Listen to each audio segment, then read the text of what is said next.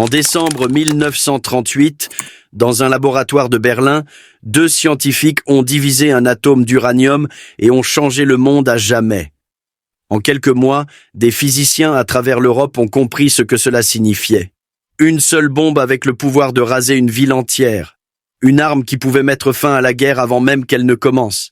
Et l'Allemagne nazie l'avait découverte en premier. Pendant des décennies, nous nous sommes demandé à quel point les scientifiques de Hitler étaient proches de construire la bombe atomique. Étaient-ils au bord de la victoire ou leur programme était-il voué à l'échec dès le départ? La vérité est bien plus complexe et troublante que vous ne pourriez le penser. Voici l'histoire du programme nucléaire nazi, un récit d'esprit brillant, de décisions catastrophiques et d'une course contre la montre qui déterminerait le sort de l'humanité elle-même. Tout a commencé par une découverte qui aurait dû remporter une guerre. Par une froide soirée de décembre 1938, le chimiste Otto Hahn et son assistant Fritz Strassmann travaillaient tard dans leur laboratoire berlinois. Ils bombardaient des atomes d'uranium avec des neutrons, s'attendant à créer des éléments plus lourds. À la place, ils ont trouvé quelque chose d'impossible, du barium, un élément avec à peu près la moitié de la masse atomique de l'uranium. Hahn était perplexe.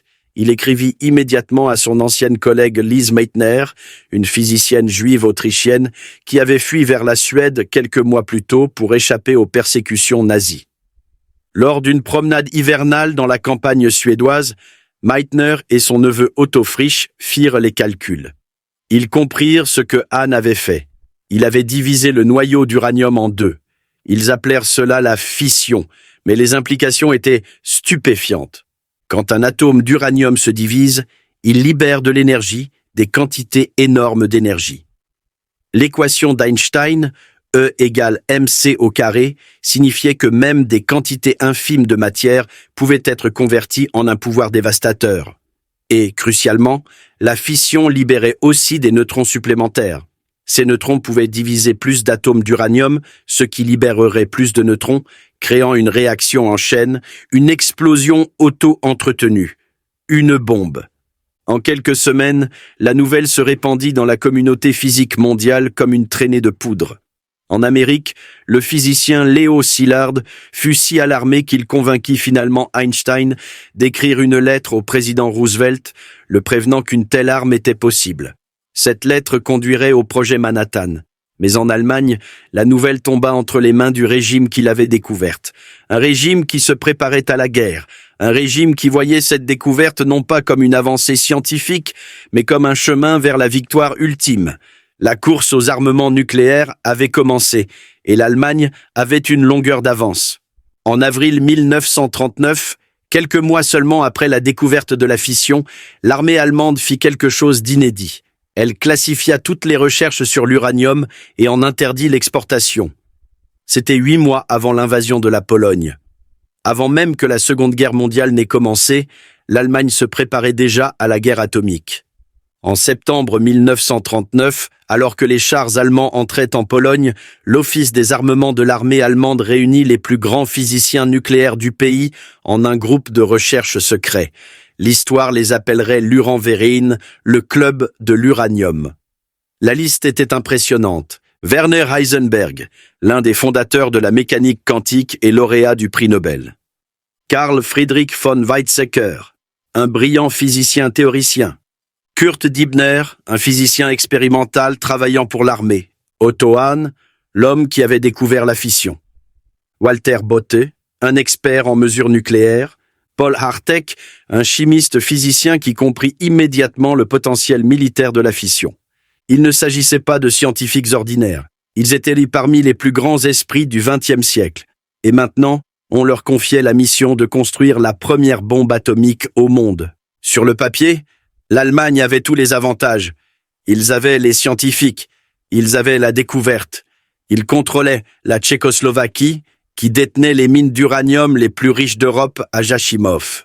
Ils avaient accès à la seule installation de production d'eau lourde au monde, en Norvège occupée. Ils avaient la puissance industrielle et un gouvernement totalitaire qui pouvait mobiliser des ressources sans débat démocratique. Les Alliés, en comparaison, étaient en plein désarroi. Beaucoup de leurs meilleurs physiciens étaient des réfugiés fuyant le fascisme. L'Amérique n'était même pas encore entrée en guerre. La Grande-Bretagne se battait pour sa survie. Tout laissait penser que si quelqu'un devait construire la bombe en premier, ce serait l'Allemagne nazie. Mais comme nous allons le voir, avoir les bons ingrédients ne garantit pas le bon résultat. Car si l'Allemagne avait les pièces, elle allait commettre des erreurs qui s'avéreraient fatales. Des erreurs nées de l'idéologie, de l'ego et d'une incompréhension fondamentale de ce qu'ils essayaient d'accomplir. Pour comprendre pourquoi le programme nucléaire allemand a échoué, il faut comprendre un défi technique crucial, le problème du modérateur. Voici le problème. L'uranium naturel contient deux types ou isotopes, l'uranium 238, qui constitue 99,3%, et l'uranium 235, qui ne constitue que 0,7%. Seul l'uranium 235 peut entretenir une réaction en chaîne. Quand un neutron frappe l'U-235, il se divise et libère plus de neutrons. Mais quand un neutron frappe l'U-238, bien plus commun, il absorbe simplement le neutron sans se diviser. La réaction en chaîne s'éteint. Il y a deux solutions. La première est de séparer les isotopes, d'enrichir l'uranium pour augmenter la concentration du 235. C'est incroyablement difficile. Les isotopes sont chimiquement identiques. On ne peut donc pas utiliser la chimie. Il faut exploiter leurs minuscules différences de masse, ce qui nécessite des installations industrielles massives et des quantités énormes d'énergie. La deuxième solution est plus simple. Utiliser de l'uranium naturel, mais ralentir les neutrons. Les neutrons rapides sont plus susceptibles d'être absorbés par l'U-238. Les neutrons lents sont plus susceptibles de diviser l'U-235. Il faut une substance pour les ralentir sans les absorber. Un modérateur. Il n'y a que quelques bonnes options. Le graphite qui est du carbone pur fonctionne bien. L'eau lourde aussi. De l'eau où les atomes d'hydrogène ont un neutron supplémentaire, ce qui les rend lourds. L'eau lourde est meilleure, mais elle est incroyablement rare et difficile à produire. En 1940, le physicien allemand Walter Bott mena une expérience critique. Il testa le graphite pour voir s'il fonctionnerait comme modérateur. Ses résultats montrèrent que le graphite absorbait trop de neutrons. Il ne fonctionnerait pas. Sur la base de cette unique expérience, l'Allemagne s'engagea entièrement dans la voie de l'eau lourde. Ils abandonnèrent le graphite. Ils concentrèrent tous leurs efforts sur la sécurisation et la production d'eau lourde depuis l'usine hydroélectrique de Norsk Hydro en Norvège. Cette décitude ruinerait leur programme car l'expérience de Bott était fausse. Son échantillon de graphite était contaminé par du bore qui absorbait les neutrons. Le graphite pur fonctionne parfaitement bien. C'est ce que les Américains utilisèrent dans le premier réacteur nucléaire à l'université de Chicago en 1942. Une expérience défectueuse, un échantillon contaminé, et l'Allemagne s'est engagée dans la voie la plus difficile imaginable, dépendante d'une seule usine en territoire occupé, vulnérable au sabotage et au bombardement. Pendant ce temps, l'Amérique construisait des réacteurs massifs avec du graphite. L'écart se creusait et l'Allemagne ne le savait même pas. Mais l'erreur du modérateur n'était que le début. Le vrai problème du programme nucléaire allemand était le chaos. Contrairement au projet Manhattan, qui fonctionnait sous commandement militaire unifié, avec des objectifs clairs et un financement illimité, le programme allemand était fragmenté dès le départ. Plusieurs organisations se disputaient le contrôle. L'Office des armements de l'armée, le Conseil de la recherche du Reich, le ministère de l'air, la marine, même la SS. Chacun voulait son propre programme nucléaire. Les ressources étaient divisées. Les efforts étaient dupliqués. Les scientifiques rivalisaient au lieu de collaborer. Au centre de ce chaos se trouvait Werner Heisenberg, peut-être la figure la plus controversée de toute cette histoire. Heisenberg était un géant de la physique. Il avait remporté le prix Nobel à 31 ans pour avoir fondé la mécanique quantique. Il était brillant, ambitieux et profondément complexe. Il choisit de rester en Allemagne pendant la guerre, contrairement à beaucoup de ses collègues qui avaient fui. Ses motivations restent débattues à ce jour. Était-il un collaborateur nazi, un résistant silencieux, un patriote qui croyait pouvoir protéger la science allemande de l'intérieur? Nous ne saurons peut-être jamais avec certitude, mais nous savons qu'Heisenberg fit des calculs qui s'avérèrent critiques pour l'échec de l'Allemagne. En 1939 et 1940, Heisenberg calcula la quantité d'uranium 235 nécessaire pour une bombe. Sa réponse, plusieurs tonnes. Cela semblait impossible.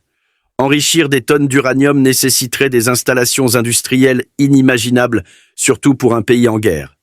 Les calculs américains, effectués par des physiciens comme Robert Serber et d'autres travaillant sous Oppenheimer, aboutirent à une conclusion très différente. Environ 15 kg, à peu près la taille d'une balle de softball.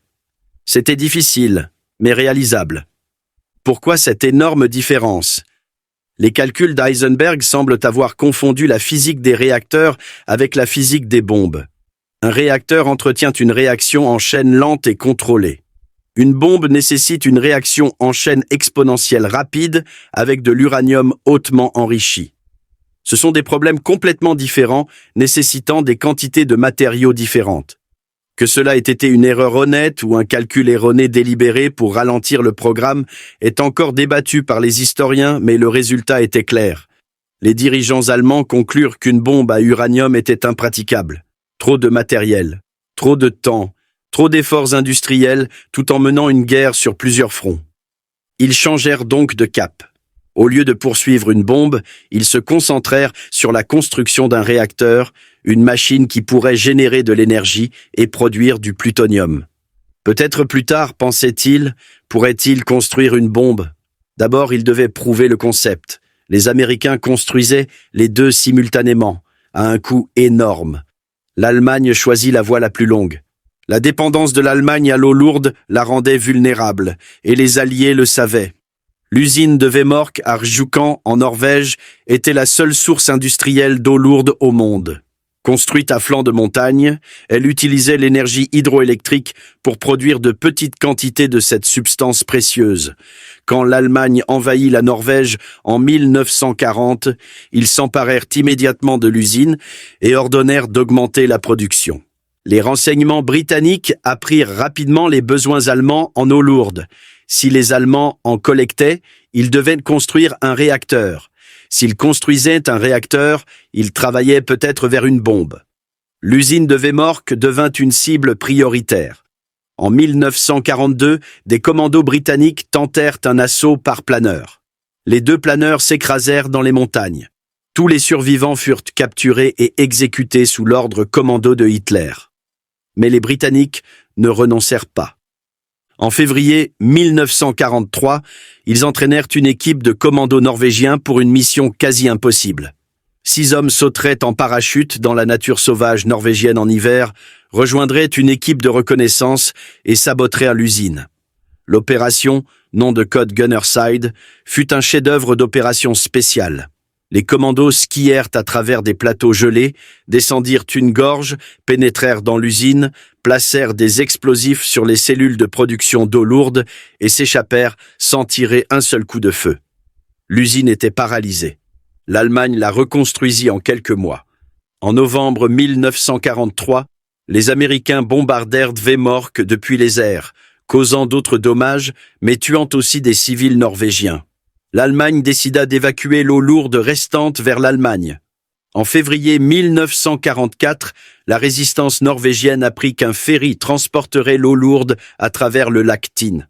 Un saboteur nommé Knut Haukelid monta à bord du ferry et plaça une bombe à retardement dans la coque. Le lendemain matin, avec 26 personnes à bord, dont des civils norvégiens, la bombe explosa. Le ferry coula dans la partie la plus profonde du lac, emportant l'eau lourde par le fond. Ce fut un coup dévastateur. Les réserves d'eau lourde de l'Allemagne avaient disparu. Sans elles, leurs expériences de réacteurs furent paralysées. Le programme avançait péniblement, mais l'élan était brisé. Les Alliés avaient gagné la campagne de sabotage, mais ce faisant, ils révélaient aussi quelque chose d'important. L'Allemagne était bien plus en retard que quiconque ne le craignait. Pendant que les Alliés menaient leur campagne de sabotage, les scientifiques allemands peinaient à construire un réacteur fonctionnel. Ce n'était pas par manque d'essais. Entre 1940 et 1945, ils construisirent au moins 10 réacteurs expérimentaux différents, chacun tentant d'atteindre une réaction en chaîne auto-entretenue. Aucun ne fonctionna. Les designs variaient. Certains utilisaient de la poudre d'oxyde d'uranium mélangée à de l'eau lourde, d'autres utilisaient des cubes de métal d'uranium suspendus dans des cuves d'eau lourde. Ils essayèrent différentes configurations, différentes quantités de matériaux, différentes géométries. Chaque expérience apportait de nouvelles données, mais aucune percée. Le plus proche qu'il soit arrivé fut en 1945, dans les derniers mois de la guerre. L'équipe de Kurt Dibner, travaillant dans une petite ville appelée Haigerloch, construisit un réacteur dans une grotte creusée dans une falaise. Ils utilisèrent 1,5 tonnes de cubes de métal d'uranium suspendus dans une cuve d'eau lourde. Les mesures montrèrent qu'ils produisaient des neutrons. La réaction en chaîne se multipliait, mais elle n'était pas auto-entretenue. Ils avaient besoin de plus d'uranium, de plus d'eau lourde, d'une meilleure géométrie. Ils étaient proches, peut-être à un facteur 2 ou 3 de la masse critique nécessaire. Mais proches ne compte pas en physique nucléaire. Soit la réaction en chaîne s'entretient elle-même, soit elle s'éteint. Il n'y a pas de terrain d'entente. En comparaison, les Américains atteignirent la première réaction en chaîne auto-entretenue le 2 décembre 1942 sous le stade de football de l'Université de Chicago. Le physicien Enrico Fermi mena l'effort en utilisant du graphite et de l'uranium naturel. La réaction devint critique. Fermi prouva que le concept fonctionnait. À partir de là, le projet Manhattan passa à l'échelle supérieure avec des réacteurs de production massifs à Hanford, Washington, produisant du plutonium pour des bombes. L'Allemagne avait 3 ans de retard et l'écart ne faisait que se creuser. Début 1945, alors que les armées alliées se rapprochèrent de l'Est et de l'Ouest, le programme allemand était en plein chaos. L'équipement était évacué, les scientifiques dispersés, le réacteur de Haigerloch démonté et caché. L'uranium fut enterré dans des champs. La course était terminée. L'Allemagne avait perdu. Non pas parce qu'elle manquait de science, mais parce qu'elle manquait de concentration, de ressources, de capacité industrielle et, plus critique encore, de temps. Pour vraiment comprendre à quel point l'Allemagne avait pris du retard, il faut comparer son programme à l'effort américain, le projet Manhattan. Le projet Manhattan fut la plus grande entreprise scientifique de l'histoire humaine. À son apogée, il employa plus de 130 000 personnes sur des dizaines de sites. Il coûta près de 2 milliards de dollars, soit environ 30 milliards aujourd'hui. Des villes entières furent construites en secret. Oak Ridge, Tennessee, Los Alamos, Nouveau-Mexique, Hanford, Washington. L'échelle était stupéfiante. L'usine de diffusion gazeuse K25 à Oak Ridge couvrait 18 hectares sous un seul toit, le plus grand bâtiment du monde à l'époque. Elle utilisait plus d'électricité que la plupart des villes américaines. Les réacteurs de Hanford produisaient du plutonium à l'échelle industrielle, traitant de l'uranium à travers des milliers de tonnes de graphite. Et tout était unifié. Le commandant militaire, le général Leslie Groves, dirigeait l'opération avec une autorité absolue. Le physicien Robert Oppenheimer dirigeait le travail scientifique à Los Alamos. Il n'y avait qu'un seul but, un seul budget. Une seule chaîne de commandement. Quand des problèmes survenaient, ils y jetèrent de l'argent et de la main-d'œuvre. L'Allemagne n'avait rien de comparable. Ses dépenses totales pour la recherche nucléaire pendant toute la guerre s'élevaient à environ 10 millions de Reichsmark, moins de 50 millions de dollars. À titre de comparaison, l'Amérique dépensait autant toutes les 2 semaines. L'Allemagne n'employa jamais plus de quelques dizaines de scientifiques sur le travail nucléaire. Elle ne construisit jamais d'installation de production dédiée. Elle n'eut même jamais une seule organisation en plein contrôle. L'armée, le Conseil de la recherche du Reich et divers partenaires industriels se disputaient sur les priorités, tandis que les bombes alliées tombèrent sur leur ville. Même si les scientifiques allemands avaient parfaitement compris la physique, même s'ils avaient fait tous les bons choix techniques, ils auraient probablement échoué quand même. Construire une bombe atomique n'est pas seulement un problème scientifique, c'est un problème industriel, logistique, un problème d'échelle et de coordination qui nécessite un État fonctionnel disposant d'énormes ressources à gaspiller. En 1943, l'Allemagne n'avait rien de tout cela. Elle se battait sur plusieurs fronts. Ses villes étaient bombardées au napalm. Sa base industrielle s'effondrait. Elle rationnait l'uranium pour ses expériences de réacteurs difficiles, tandis que l'Amérique en traitait des tonnes par jour. La vérité est brutale. L'Allemagne n'a jamais vraiment été dans la course. Elle a pris un bon départ, mais elle courait sur un tapis roulant tandis que l'Amérique construisait une autoroute. Pendant des décennies après la guerre, des mythes ont circulé sur la proximité de l'Allemagne avec la bombe.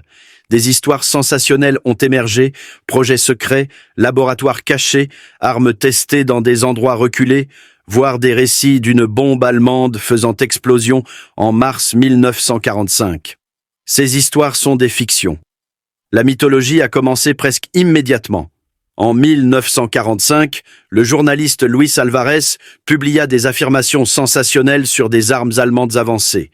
Des livres sont apparus avec des titres comme « La bombe de Hitler » et des documentaires suggéraient que l'Allemagne était à quelques mois du succès. La réalité, révélée lorsque les équipes de renseignement alliées capturèrent scientifiques et équipements allemands, était bien plus banale. La mission Alsos, une opération américano-britannique, balaya l'Allemagne en 1944 et 1945, saisissant des matériaux nucléaires et interrogeant des scientifiques. Ce qu'ils trouvèrent était décevant. Des réacteurs expérimentaux qui ne fonctionnaient pas, quelques centaines de kilos de métal d'uranium, des réserves d'eau lourdes mesurées en litres et non en tonnes, des calculs montrant des incompréhensions fondamentales. Aucun design d'armes, aucune usine d'enrichissement, aucune production de plutonium. Les scientifiques capturés furent internés à Farm Hall, un domaine anglais où leurs conversations furent secrètement enregistrées. Les transcriptions sont révélatrices. Quand les scientifiques apprirent la nouvelle d'Hiroshima, ils furent choqués. Beaucoup n'y crurent pas au début. Heisenberg passa la soirée à recalculer, essayant de comprendre comment les Américains avaient fait avec si peu d'uranium. Otto Hahn, qui avait découvert la fission, était abattu. Il se sentait personnellement responsable de la destruction d'Hiroshima. Les autres tentèrent de le consoler, le rassurant que la science allemande n'avait rien à voir avec cela. Les transcriptions de Farm Hall montrent clairement que l'Allemagne n'était pas du tout proche du but. Les scientifiques ne savaient pas comment construire une bombe. Ils n'avaient même pas construit un réacteur fonctionnel. Quand ils apprirent l'essai Trinity et l'échelle massive du projet Manhattan, ils furent stupéfaits. Alors, d'où viennent les mythes ? Une part est de la propagande de guerre froide, une autre part est de la psychologie humaine. L'idée dramatique d'une super arme nazie est plus captivante que la réalité d'un programme désorganisé et sous-financé qui a échoué. Une autre part encore vient des témoignages des scientifiques eux-mêmes, qui après la guerre ont parfois exagéré leurs progrès pour paraître plus importants ou au contraire les ont minimisés pour échapper à toute responsabilité. La vérité n'est ni dramatique ni rassurante. Le programme nucléaire allemand fut un échec du début à la fin. Ils ne furent jamais proches. Le danger réel était que les Alliés ne le savaient pas à l'époque. L'histoire humaine derrière le programme nucléaire allemand est aussi complexe que la science. Werner Heisenberg reste la figure la plus énigmatique. Après la guerre, il affirma avoir délibérément saboté le programme, le ralentissant pour empêcher Hitler d'obtenir la bombe. Son ancien collègue Niels Bohr contesta cela. La vérité est peut-être entre les deux. Heisenberg n'a probablement pas activement saboté, mais ses calculs erronés et sa focalisation sur les réacteurs plutôt que sur les bombes ont certainement ralenti les progrès. Le fait que cela ait été intentionnel ou non reste un débat historique. Il mourut en 1976, ses vraies motivations toujours incertaines. Otto Hahn, le découvreur de la fission, apprit la nouvelle d'Hiroshima alors qu'il était interné à Farm Hall. Il fut dévasté. Bien qu'il n'ait joué aucun rôle dans le développement d'armes, son travail était de la science pure. Il ressentit de la culpitude d'avoir libéré l'énergie nucléaire sur le monde. En 1944, on lui avait décerné le prix Nobel pour la découverte de la fission, bien qu'il ne l'ait appris qu'après la guerre. Il passa ses dernières années à plaider pour les utilisations pacifiques de l'énergie nucléaire et mourut en 1968. Kurt Dibner, le physicien de l'armée qui dirigea de nombreuses expériences de réacteurs, fut plus directement impliqué dans la recherche d'armes que les autres. Après la guerre, il travailla en Allemagne de l'Est puis en Allemagne de l'Ouest, continuant la recherche nucléaire. Il mourut en 1964, largement oublié par l'histoire. Carl Friedrich von Weizsäcker, le collègue d'Heisenberg, eut un héritage complexe. Il travailla sur la théorie des réacteurs et comprit le potentiel de production de plutonium. Après la guerre, il devint philosophe et militant pacifiste, finissant par plaider pour le désarmement nucléaire. il devint président de la Société allemande de physique et mourut en 2007 à 94 ans. Lise Meitner, la physicienne qui comprit la fission mais qui fuit l'Allemagne nazie, refusa de travailler sur les armes. On l'invita à rejoindre le projet Manhattan, elle refusa. Après la guerre, quand Hahn reçut seul le prix Nobel pour la fission, beaucoup estimèrent qu'elle avait été injustement négligée. Elle passa ses dernières années en Suède et en Grande-Bretagne, honorée par beaucoup comme la mère de la bombe atomique, un titre qu'elle détestait. Elle mourut en 1968, quelques jours avant Hahn. Paul Hartek continua la recherche après la guerre et devint professeur en Amérique. Walter Bothe, dont l'expérience défectueuse sur le graphite changea la voie de l'Allemagne, remporta le prix Nobel en 1954 pour d'autres travaux en physique nucléaire. Ces hommes n'étaient pas maléfiques. La plupart étaient des scientifiques apolitiques qui voulaient poursuivre la recherche. Certains étaient des patriotes qui ne voulaient pas abandonner l'Allemagne malgré le régime. Certains espéraient que la science pourrait rester séparée de la politique, un espoir qui s'est avéré tragiquement naïf. Leur histoire nous rappelle que des gens brillants peuvent être complices de systèmes terribles. Parfois par l'action, parfois par l'inaction. La question de ce qu'ils savaient, de ce qu'ils auraient pu faire différemment et de ce qu'ils devaient à l'humanité reste inconfortable et non résolue. Maintenant, nous arrivons à la question la plus sombre. Et si l'Allemagne avait réussi? Et si elle avait fait des choix différents, évité les erreurs clés et construit la bombe en premier? Les implications sont presque impensables. L'Allemagne perdait la guerre dès 1943. Même avec les fusées 5-2 et les avions à réaction, elle ne pouvait pas inverser la marée. Mais une bombe atomique aurait tout changé. Une seule bombe pouvait détruire Londres, une autre pouvait anéantir Moscou, une troisième pouvait être gardée en otage, forçant les Alliés à négocier. Hitler aurait-il hésité à l'utiliser? Absolument pas. Il s'agissait d'un régime qui avait industrialisé le génocide, qui tirait des roquettes de manière indiscriminée sur des villes civiles, qui se battit jusqu'au bout, sacrifiant des millions plutôt que de se rendre. Si Hitler avait possédé des armes atomiques, il les aurait utilisées sans pitié ni hésitation. Le calcul stratégique devient terrifiant. Si l'Allemagne avait démontré la bombe en 1943 ou début 1944, avant l'invasion de Normandie, les Alliés auraient-ils continué? Auraient-ils pu?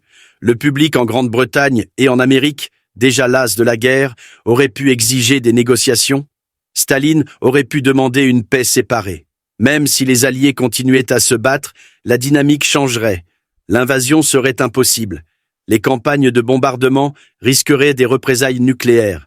La guerre deviendrait une impasse, attendant de voir qui pourrait construire plus de bombes plus vite.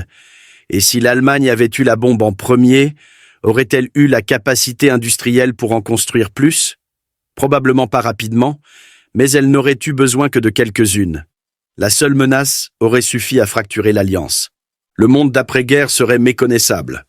Pas de reddition inconditionnelle, pas de procès de Nuremberg, pas de dénazification complète. À la place, une paix négociée, laissant le régime nazi intact, malmené, peut-être réduit, mais survivant, armé nucléairement, contrôlant encore une partie de l'Europe. L'Holocauste aurait continué plus longtemps. Des millions de plus seraient morts dans les camps. Les mouvements de résistance auraient été des otages nucléaires. La guerre froide n'aurait pas été entre démocratie et communisme, mais entre les alliés occidentaux et un État nazi nucléaire. C'est un scénario cauchemardesque. Et la vérité terrifiante est à quel point cela aurait pu être possible. Non pas parce que l'Allemagne a presque réussi, comme nous l'avons vu, ce n'est pas le cas, mais parce que les Alliés ne le savaient pas. Ils ont agi comme si l'Allemagne pouvait construire la bombe à tout moment. Chaque décision de l'invasion de Normandie au bombardement de Wehrmacht a été prise avec cette crainte à l'esprit. En fin de compte, nous avons eu de la chance. De la chance que l'Allemagne ait commis des erreurs critiques. De la chance que l'idéologie de son régime ait chassé ses meilleurs scientifiques. De la chance que sa structure de commandement fracturée et ses ressources déclinantes aient empêché un développement à l'échelle industrielle. Mais la chance n'est pas une stratégie. La leçon n'est pas que nous étions en sécurité, c'est que le danger était réel et que la même course pourrait se reproduire avec des acteurs différents, des technologies différentes et un résultat différent. Alors, à quel point les nazis étaient-ils proches de construire une bombe nucléaire? La réponse, basée sur tout ce que nous savons, est pas du tout proche. À la fin de la guerre, l'Allemagne n'avait pas atteint de réaction en chaîne auto-entretenue. Elle n'avait enrichi aucun uranium, elle n'avait produit aucun plutonium, elle n'avait aucun design d'armes, aucun système de livraison, aucune infrastructure industrielle pour produire des bombes à grande échelle. Au mieux, elle était à des années de distance. Au rythme où elle progressait avec les ressources dont elle disposait, il est douteux qu'elle ait pu construire une bombe avant 1947 ou 1948. Et cela en supposant que la guerre continue, ce qu'elle n'aurait pas pu. En mai 1945, quand l'Allemagne capitula, son programme nucléaire était en ruine. Les Américains, en comparaison, avaient 3 bombes prêtes en août 1945. Ils en avaient testé une à Trinity en juillet. Ils en larguèrent 2 sur le Japon en août. À la fin de la guerre, les États-Unis produisaient plusieurs bombes par mois. L'écart était insurmontable. L'Allemagne avait perdu la course nucléaire non par quelques mois ou même quelques années, mais par plusieurs ordres de grandeur. Ce n'était même pas proche. Mais voici ce qui importe. L'échec n'était pas inévitable. L'Allemagne avait commencé avec des avantages. Elle avait la découverte. Elle avait des scientifiques brillants. Elle avait de l'uranium. Elle avait accès à l'eau lourde. Dans une ligne temporelle différente avec des décisions différentes, elle aurait pu poursuivre la bonne voie. Si l'expérience de Bott sur le graphite avait utilisé des échantillons purs, l'Allemagne aurait peut-être choisi le graphite plutôt que l'eau lourde. Si les calculs d'Heisenberg avaient été corrects, ils auraient su que l'enrichissement était possible. Si le régime avait unifié le programme sous un commandement unique avec des ressources de type projet Manhattan, ils auraient pu faire de réels progrès. La raison pour laquelle ils ont échoué était une combinaison de facteurs, des expériences défectueuses, des calculs incorrects, le chaos bureaucratique, la pénurie de ressources, les purges idéologiques qui ont chassé les scientifiques juifs, et peut-être surtout une incompréhension fondamentale du problème qu'ils essayèrent de résoudre. L'Allemagne traitait la bombe comme un projet de recherche à long terme. L'Amérique la traitait comme une mobilisation industrielle urgente. Cette différence d'état d'esprit, plus qu'aucune erreur technique isolée, détermina le résultat. Nous pouvons être reconnaissants qu'ils aient échoué, mais nous devrions aussi être rendus sobres par le fait qu'une grande part de cet échec était due à des facteurs sous le contrôle de l'Allemagne. Les Alliés n'ont pas gagné parce que le succès allemand était impossible, mais parce que l'Allemagne l'a rendu impossible à travers ses propres erreurs. L'histoire du programme nucléaire allemand ne s'est pas terminée en 1945. Son héritage a façonné le monde dans lequel nous vivons aujourd'hui. Premièrement, elle a changé notre façon de penser la science et l'éthique. Les scientifiques allemands, dont beaucoup affirmèrent après la guerre qu'ils avaient résisté ou délibérément ralenti le programme, forcèrent des questions inconfortables. Les scientifiques peuvent-ils rester neutres? Sont-ils responsables de la manière dont leurs découvertes sont utilisées? Le débat sur les motivations d'Heisenberg continue parce qu'il reflète des questions plus profondes sur la complicité et le choix moral. Deuxièmement, elle a démontré le pouvoir du renseignement et du sabotage. Les commandos norvégiens à Vemork ont montré que de petites opérations précises pouvaient entraver des programmes stratégiques. La mission Alsos a prouvé la valeur du renseignement scientifique. Ces leçons ont façonné l'espionnage de la guerre froide et les efforts de contre-prolifération pendant des décennies.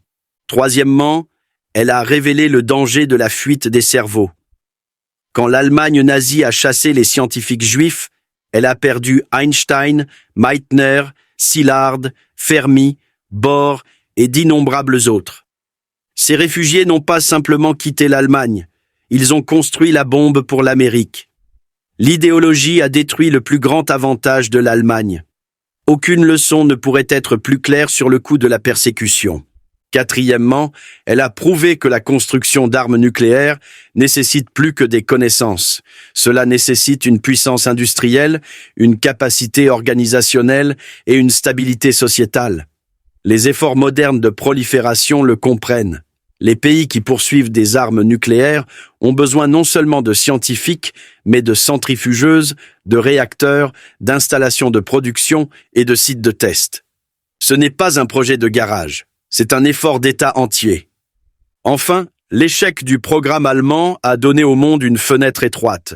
Si l'Allemagne avait construit la bombe, les armes nucléaires auraient proliféré immédiatement. Chaque grande puissance se serait précipitée pour construire la sienne. Au lieu de cela, l'Amérique eut un bref monopole, puis partagea ses secrets atomiques avec la Grande-Bretagne. L'Union soviétique développa sa bombe d'ici 1949, mais il y eut du temps pour établir des normes internationales, créer les Nations Unies et tenter un contrôle des armements. Cela n'a pas empêché la course aux armements de la guerre froide, cela n'a pas empêché la prolifération, mais cela a gagné du temps. Et pendant ce temps, le monde a appris ce que signifiaient les armes nucléaires, a vu leurs effets et a développé un tabou contre leur utilisation qui a tenu pendant près de 80 ans. Aujourd'hui, le danger nucléaire n'a pas disparu. Il a évolué. 9 pays possèdent des armes nucléaires. La technologie se répand. Des connaissances autrefois secrètes sont maintenant dans des manuels scolaires. Chaque année, les barrières pour construire une bombe s'abaissent légèrement. La leçon du programme nucléaire nazi n'est pas que nous sommes en sécurité parce que les mauvais acteurs échoueront toujours. C'est que l'échec n'est pas garanti. Le succès dépend de la vigilance, du renseignement, de la volonté d'agir lorsque des menaces émergent. Cela nous rappelle aussi que la science n'est jamais neutre. Chaque découverte peut construire ou détruire. Chaque technologie peut guérir ou nuire. Les scientifiques qui ont divisé l'atome ne pouvaient pas remettre ces connaissances dans leur boîte. Nous ne le pouvons pas non plus.